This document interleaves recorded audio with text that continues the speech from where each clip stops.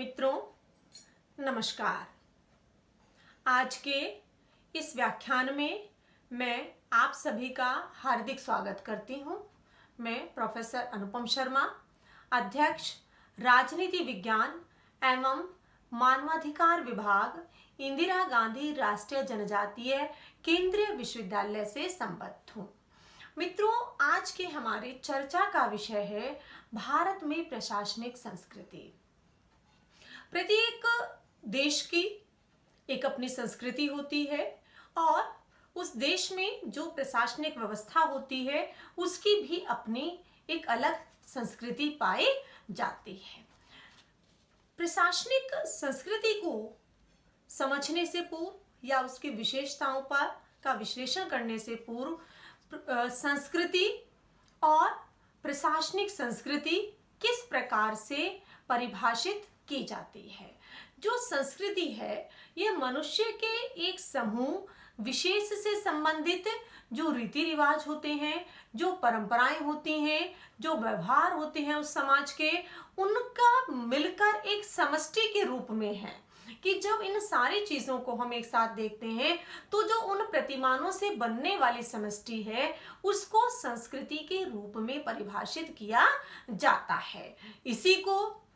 जो हम बात करें, जब प्रशासनिक संस्कृति की बात करते हैं तो प्रशासनिक संस्कृति में जो किसी भी प्रकार की जो प्रशासनिक व्यवस्था के बारे में लोगों की अभिव्यक्ति होती है, उनकी जो विश्वास है, उनकी भावनाएं हैं और जो समाज के मूल्य हैं, उन सब से मिलकर ये बनती है और जिनका संबंध उस प्रशासनिक व्यवस्था से एवं जो प्रशासन संबंधी मुद्दे होते हैं ये उनसे संबंधित होती है। तो इस प्रकार से जो प्रशासनिक संस्कृति होती है वह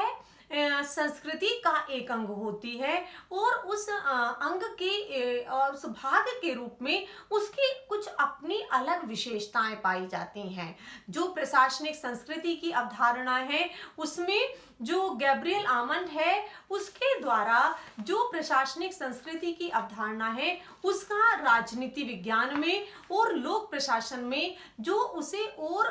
हम कहें पॉपुलर बनाने का या उसके विकास करने का जो श्रेय है वो उनको जाता है।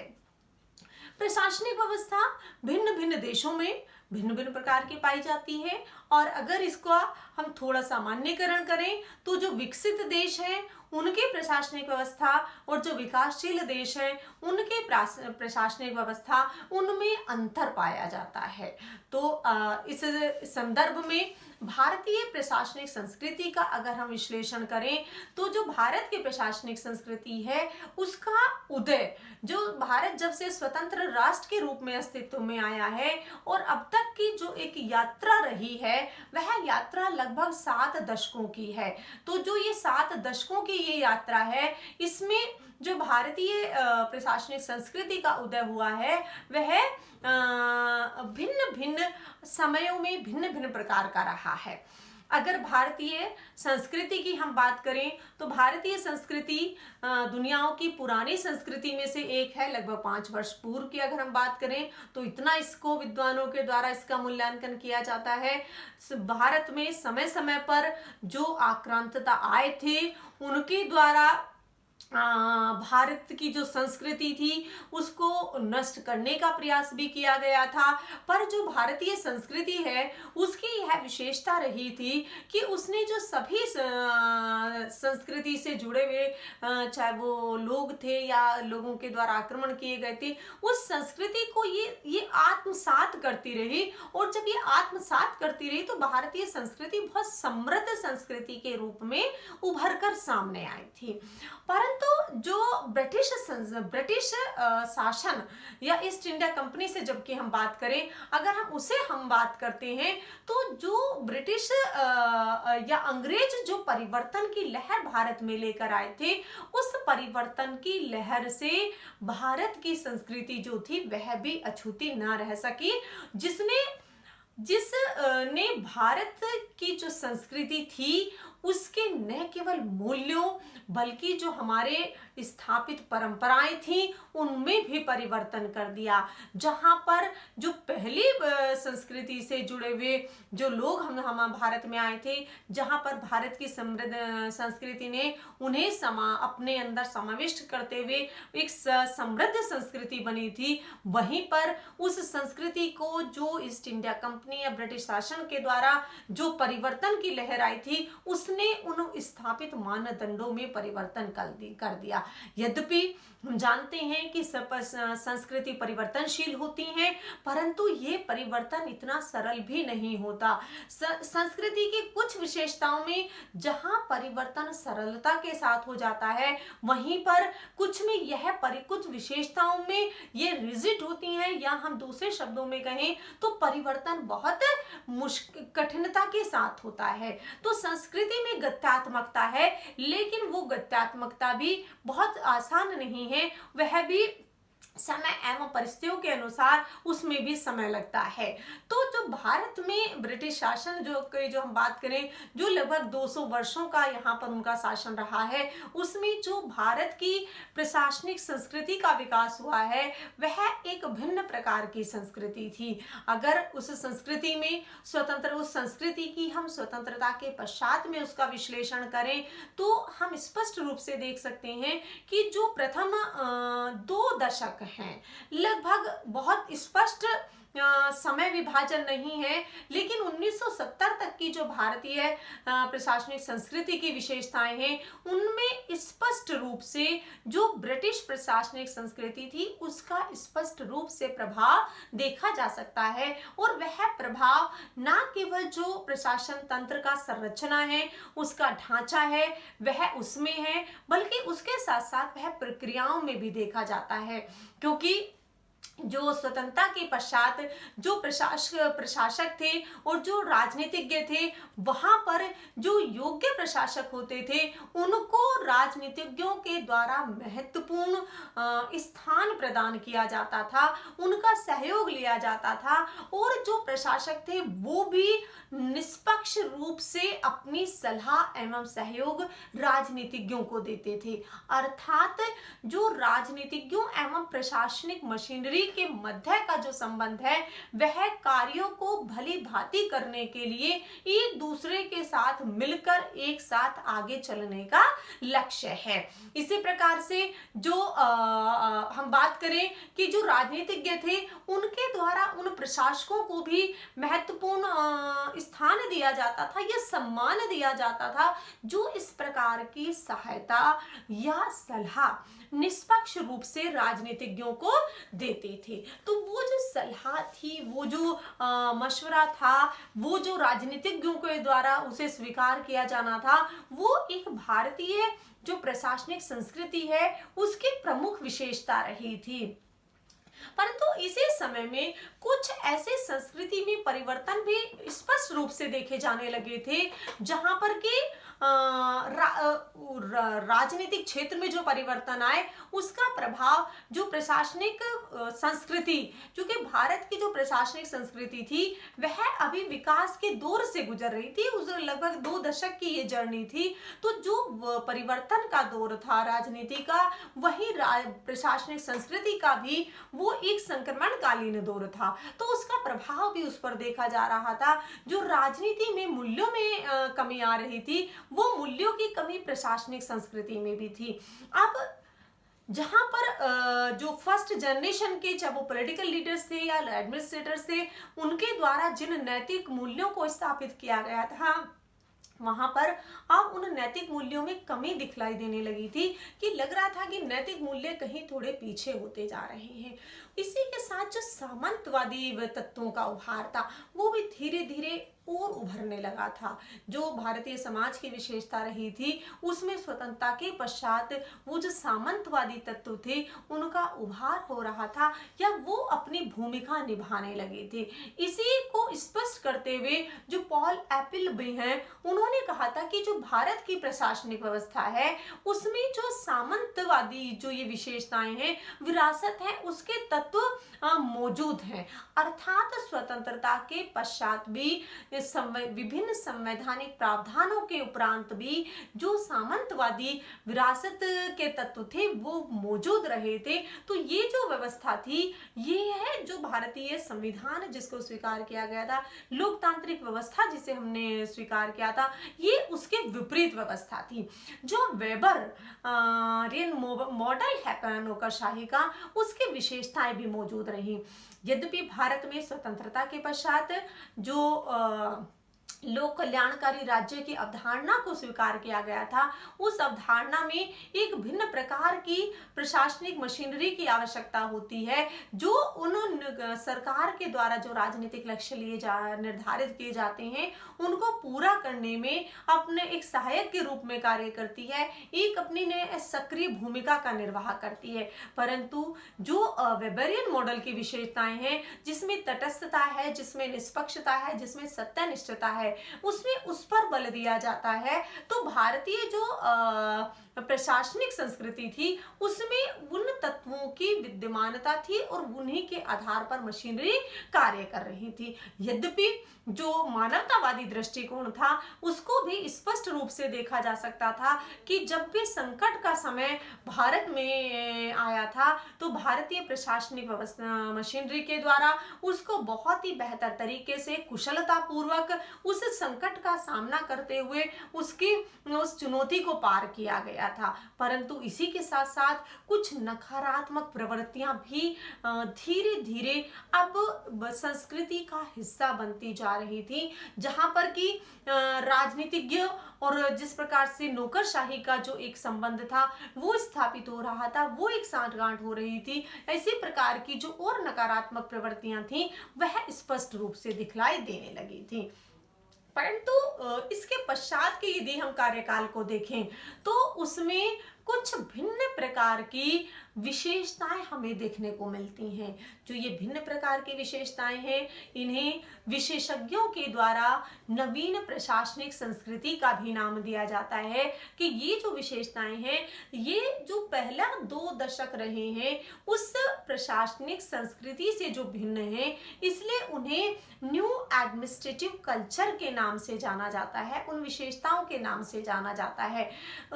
इन विशेषताओं में जो हम नवीन की बात करते हैं उसमें था कि जैसे जैसे वैश्विक पटल पर परिवर्तन हो रहा था उस वैश्विक पटल का परिवर्तनों का प्रभाव भारतीय प्रशासनिक मशीनरी के ऊपर भी देखा जा रहा था। जो प्रबंधकीय तकनीक का प्रयोग लोक प्रशासन में आरंभ हो चुका था उसका प्रयोग अब भारतीय लोक सेवाओं में भी किया जा रहा था कि प्रशासन को बेहतर बनाने के लिए और अधिक कुशल बनाने के लिए, प्रभावी बनाने के लिए जो उद्यमी तकनीक थी उनका प्रयोग भारतीय प्रशासन में भी आरंभ होने लगा था। इसी के साथ साथ जो पारदर्शिता थी, जो प्रशासनिक पारदर्शिता है उसमें कहीं ना कहीं एक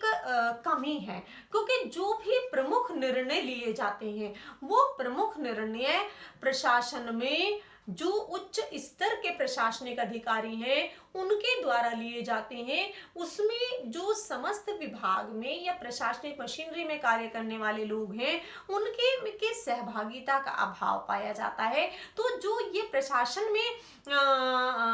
ट्रांसपेरेंसी का अभाव है, ये संस्कृति हमारे यहाँ के प्रशासनिक व्यवस्था में उभर कर सामने आ रही थी। यद्यपि जो भारत में सूचना का अधिकार की यदि हम बात करें तो उसके माध्यम से जहां पर राजनीति में ट्रांसपेरेंसी की बात हुई, वहां पर जो उससे पूर्व की प्रशासनिक संस्कृति है उसमें इस खुलेपन का या ट्रांसपेरेंसी का अभाव देखा जाता है। इसी के साथ साथ जो भारतीय प्रशासनिक व्यवस्था है उसके जो एक अद्भुत उस संस्कृति की विशेषता है वह है कि उसमें नियामकीय कार्य भी और जो विकास के कार्य उन दोनों का सम्मिश्रण है, जहां पर जो राज्य के द्वारा आवश्यक सेवाओं हेतु जो कार्य किए जाते हैं जिसमें आंतरिक व्यवस्था बनाए रखना है, अपराधों की रोकथाम करना है, राजस्व वसूल करना है, विदेशी आक्रमण से सुरक्षा प्राप्त प्रदान करना है। वहीं पर जो विकास के कार्य हैं, जिसमें लोगों के विकास के लिए जो नीतियां बनाई जाती हैं उनको लागू करने का काम भी इसी प्रशासनिक मशीनरी के द्वारा किया जा रहा है। तो जब वो इन कार्यों का या इस भूमिका का निर्वाह कर रहे हैं तो इस प्रकार जो एक संस्कृति है वो इस प्रकार की है कि वहां उनमें उनके परंपरागत भूमिका भी है और आधुनिक भूमिका का समावेश भी है। जहां पर वो परंपरागत माध्यमों से कार्य कर रहे हैं वहीं पर वो नवीन लोक प्रबंध की जो विशेषताएं हैं उनका सम्मिश्रण भी इसमें स्पष्ट रूप से देखा जा सकता है। और इसी के साथ साथ जो प्रशासन की जो और एक विशेषता उभर कर आई है कि प्रशासन में अब विजातीयता की विशेषता उपलब्ध है। ये हमारे प्रशासन की एक संस्कृति बन चुकी है कि अब उसमें जो ये कल्चर डेवलप हुई है, ये डेवलप क्यों हुई है? क्योंकि भारत में ये माना जाता था कि जो प्रशासन का क्षेत्र है उसमें या तो उच्च वर्ग के या मध्यम वर्ग के दो वर्गों का ही अधिक प्रतिनिधित्व होता था। चाहे वो इसके हम कहें शैक्षिक स्तर, इसकी जो प्रक्रिया भर्ती की प्रक्रिया है उसको लेकर, लोगों में जागरूकता को लेकर जो एक ट्रेंड था भारत में, उसमें इन्हीं दोनों जो समाज का वर्ग है उन्हीं से लोग ज्यादातर आते थे, भर्ती होकर आते थे। परंतु जैसे जैसे सामाजिक परिवर्तन आया, जैसे जैसे लोगों में सरकारी सेवाओं के प्रति रुझान बढ़ना शुरू हुआ, वहीं पर जो भारत में आरक्षण की व्यवस्था की गई उसने जो प्रशासनिक व्यवस्था की जो एक विशेषता थी उसमें जो उसको परिवर्तित कर दिया और उसे सजातीयता के स्थान पर विजातीयता की जो विशेषताएं हैं उनका समावेश कर दिया। अब इस संस्कृति में सभी संस्कृतियों का समावेश है क्योंकि जो सभी वर्गों के लोग, सभी समुदाय के लोग अपने अपने समूहों की विशेषताओं के साथ यहाँ पर आ रहे हैं। तो जो एक प्रशासनिक संस्कृति का माहौल तैयार हो रहा है, जो विशेषताएं आ रही हैं वो भी विजातीय विशेषताएं हैं। तो इस प्रक्रिया ने भर्ती की में परिवर्तन से जो चेंज आए हैं वो निश्चित रूप से भारतीय प्रशासनिक संस्कृति को एक नवीन आयाम प्रदान करते हैं। जो प्रतिबद्धता है नौकरशाही में, ये माना जाता है कि नौकरशाही को तटस्थ रहना चाहिए। तटस्थ, जो कि वेबेरियन मॉडल में यही एक विशेषता है कि वो तटस्थ रह के अपने काम करे, जो भी उसके कार्य है नीति निर्माण का है वो उसको भली भांति करे। परंतु भारत में स्वतंत्रता के पश्चात 2 दशक के बाद ये स्वीकार किया जाने लगा था कि जिस प्रकार की नौकरशाही भारत में कार्य कर रही थी उसमें जो जुड़ाव था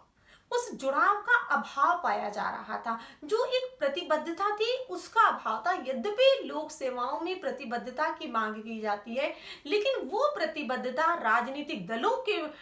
में न होकर, सरकारों में न होकर, उसे जो मांग की गई भारत में, उसमें जो तत्कालीन प्रधानमंत्री मिसेस इंदिरा गांधी थी उन्होंने इस बात पर बल दिया था कि नौकरशाही में प्रतिबद्धता होनी चाहिए, लेकिन उनकी जो प्रतिबद्धता है वह राष्ट्रीय उद्देश्यों के प्रति प्रतिबद्धता की बात करती हैं, वह जनता की जो मांग है उनके प्रति प्रतिबद्धता की मांग करती हैं। इसी के साथ साथ जो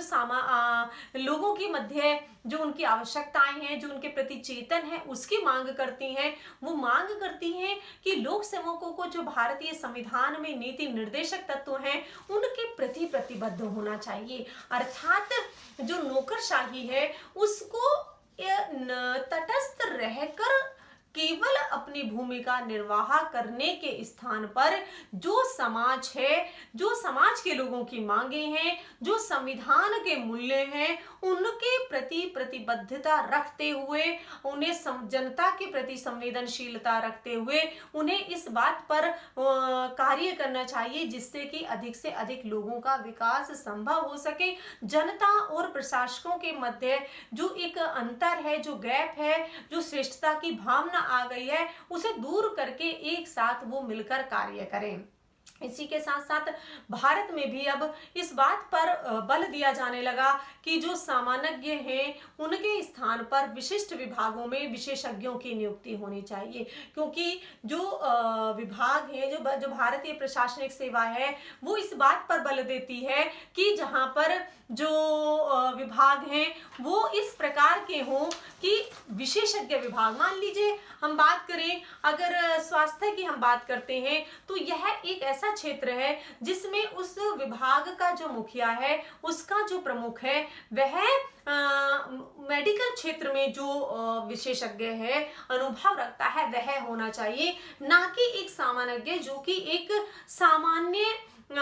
योग्यता के आधार पर जिसकी भर्ती होती है, जो क्षेत्र विशेष तक होता है। तो अब जो ये प्रवृत्ति है उसमें धीरे धीरे परिवर्तन आ रहा है। चूंकि भारत में लंबे समय तक जो इस प्रकार के पद थे उन पर सामान्यों की नियुक्ति को ही वरीयता मिलती रही थी, परंतु अब वर्तमान में अब जो परिवर्तन है वह यह है कि अब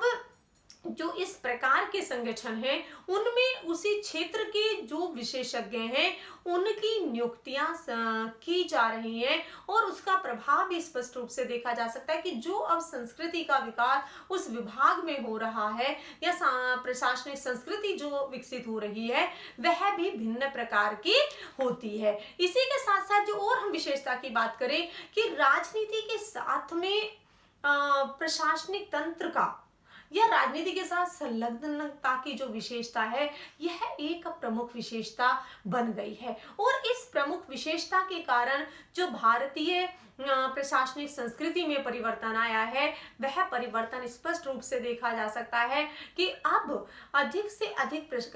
जो प्रशासक हैं वो राजनीतिज्ञों के साथ अपने संबंध बनाए रखना चाहते हैं, क्योंकि उसका लाभ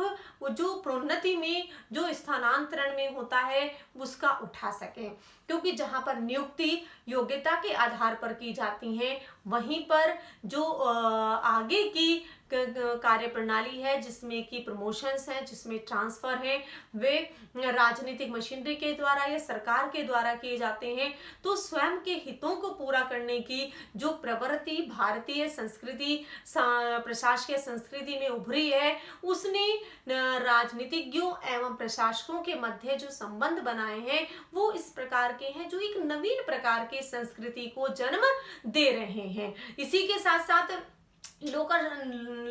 हमारे यहाँ पर जो नौकरशाही का आकार है वो भी स्वतंत्रता के पश्चात निरंतर बढ़ता रहा है, क्योंकि जिस प्रकार से लोक कल्याणकारी राज्य की अवधारणा को स्वीकार किया गया था उसी के लिए सरकार के द्वारा जो नीतियों का निर्माण किया गया, उन नीति विकासात्मक कार्यक्रम चलाए गए, तो उन कार्यक्रमों को लागू करने के लिए, उन नीतियों को लागू करने के लिए, जनता का अधिक से अधिक विकास करने के लिए जिन नीतियों का निर्माण किया जा रहा था उसके लिए एक विशाल या हम कहें बड़े प्रशासनिक तंत्र की आवश्यकता थी, जिसके परिणाम स्वरूप जो आकार है भारतीय प्रशासनिक व्यवस्था का, संगठनों का, वो बड़ा हो गया है। तो ये जो एक